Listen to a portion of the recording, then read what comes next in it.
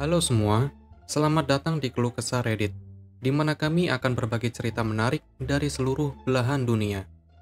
Kali ini kami akan membagikan cerita dengan tema Malicious Compliance, yaitu mengisahkan tentang sengaja mengikuti arahan orang sok tahu dengan maksud buruk. Berikut ceritanya. Cerita pertama, khawatirkan tentang departemenmu sendiri. Baiklah, aku telah bekerja di rantai grosir nasional selama dekade terakhir, dalam berbagai peran di sepanjang jalan. Beberapa tahun yang lalu, aku berada di salah satu toko pertama di seluruh perusahaan yang melakukan pemesanan online. Aku yakin kalian pernah melihatnya di dekat kalian. Pesan online, datang ke toko, kami antarkan untuk pembeli. Ketika pertama diluncurkan, aku belajar sangat awal bagaimana melakukan setiap tahap proses. Meskipun itu bukan jabatanku, ini berdampak pada semua orang di toko. Jadi aku ingin tahu seluk-beluknya, sehingga aku siap untuk apa artinya bagiku. Awal November lalu, toko saat ini mulai melakukan pemesanan online. Mereka tidak bisa mendapatkan siapapun untuk dipindahkan dari toko terdekat. Jadi mereka harus menyewa kru yang sama sekali baru, dan mengirim mereka ke tempat lain untuk dilatih. Pelatihan ini hanya berlangsung selama beberapa hari. Kemudian, sistemnya live. Bahkan kepala departemen adalah salah satu dari karyawan baru ini. Tidak ada yang tahu apa yang mereka lakukan. Setiap kali seseorang berhenti untuk mendapatkan pesanan mereka, bel pintu yang keras di kantor penjemputan berdering. Kantor ini tepat di sebelah departemenku di lorong utama, jadi aku bisa mendengarnya. Pada minggu pertama, bel pintu ini akan berdering dan tidak ada yang kembali ke departemen untuk mendapatkan pesanan. Mereka hanya terus berbelanja untuk pesanan yang sedang mereka kerjakan. Mereka memiliki telepon yang juga berbunyi, tapi mereka mengabaikannya. Hal ini menyebabkan waktu tunggu yang lama dan pelanggan tidak puas. Aku mulai membuka halaman baru intercom setiap kali ada pelanggan yang menunggu penjemputan. Aku akan menyiapkan pesanan sehingga petugas penjemputan hanya perlu mengeluarkannya. Terserah, departemenku tidak pernah menderita atas bantuan ini. Itu adalah sesuatu yang bisa aku lakukan dengan cepat dan efisien untuk membantu mereka tetap bertahan. Nah, suatu saat ada pelanggan yang langsung menelpon tokonya, dan kebetulan aku yang menjawabnya. Dia bilang waktu penjemputannya pukul 1. Dia sampai di sana pukul 1, dan dia sudah menunggu selama 30 menit, dan marah. Aku mendapatkan namanya, dan memeriksa komputer, dan melihat bahwa belanja untuk pesanannya bahkan belum selesai, dan tidak ada yang mengurus untuk pesanan itu. Mereka memilih pesanan yang belum jatuh tempo untuk diambil selama 3 jam lagi. Aku menelpon manajer tokoku, dan memberitahu apa yang sedang terjadi. Dia berteriak di telingaku. Kenapa kau bahkan menjawab telepon mereka?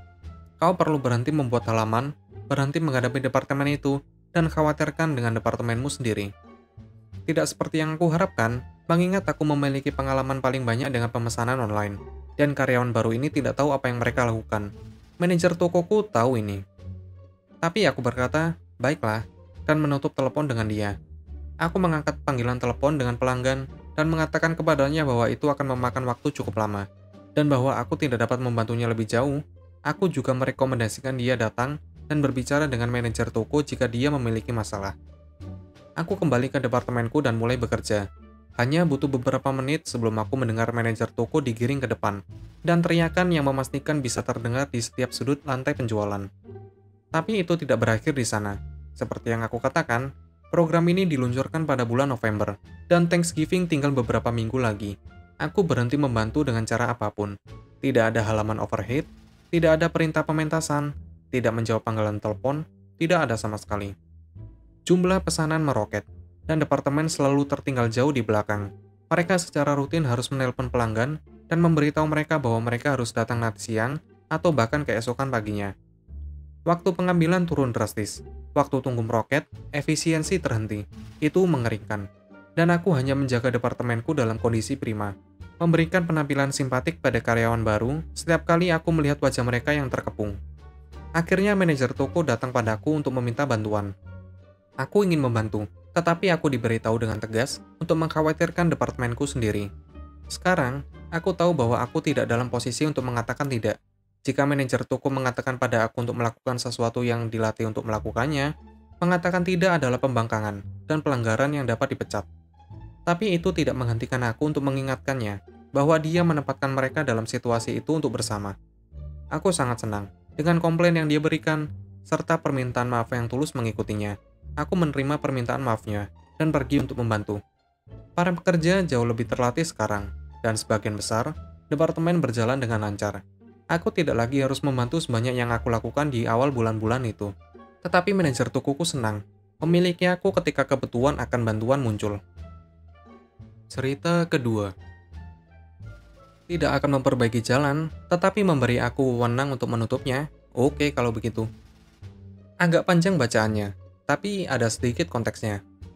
Beberapa tahun yang lalu, aku akhirnya bekerja di tempat kerja jarak jauh. Awak yang bekerja dengan aku memiliki banyak pekerjaan. Salah satunya adalah membongkar truk yang datang seminggu sekali dengan semua makanan di lokasi. Area bongkar muat berada di belakang dapur, dan awalnya tidak dirancang dengan baik. Itu adalah jalan kerikil yang tidak rata yang mengarah ke dermaga pemuatan sekitar 4 kaki. Di dunia yang ideal, truk akan dapat kembali ke dok pemuatan dan pekerjaannya akan cukup mudah. Namun tanjakannya juga tidak terlalu lebar. Ada dogleg di jalan menuju ke sana, dan juga truk akan miring, sehingga memindahkan palet makanan akan sulit. Jadi pekerjaan di sekitarnya adalah meminta forklift mengambil makanan dari truk, menaiki tanjakan kerikil, dan menjatuhkan makanan di dok. Ketika aku pertama kali tiba di sana, kami memiliki operator forklift yang telah bekerja dengan forklift selama bertahun-tahun. Dia baik, sangat baik. Dia membuatnya tampak lebih mudah. Ini bukan pekerjaan pertamaku bekerja di sekitar forklift, dan aku sangat menghargai betapa baiknya orang ini. Aku tidak banyak orang lain, terutama manajer, menyadari bahwa dia membuat perjalanan pendek tapi rumit ini di forklift terlihat jauh lebih mudah daripada yang sebenarnya. Dia keluar perusahaan, dan manajemen bergegas untuk mendapatkan izin orang lain untuk mengemudikan forklift. Orang ini tidak memiliki pengalaman, dan dia berjuang.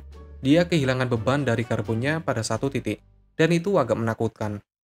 Dia adalah seorang pria, ya, dan tidak ada banyak pilihan lain. Jadi dia bertahan. Banyak dari kita khawatir, itu hanya masalah waktu sebelum dia menjatuhkan forklift di tepi jalan. Solusinya adalah mendesain ulang jalan, atau setidaknya membukanya. Kerikil adalah sebagian besar masalahnya. Sedikit tebal, sehingga ban akan berputar, sedikit miring, dan akan menimbulkan lubang. Forklift perlu berlari untuk mempercepat jalan ini. Itu buruk.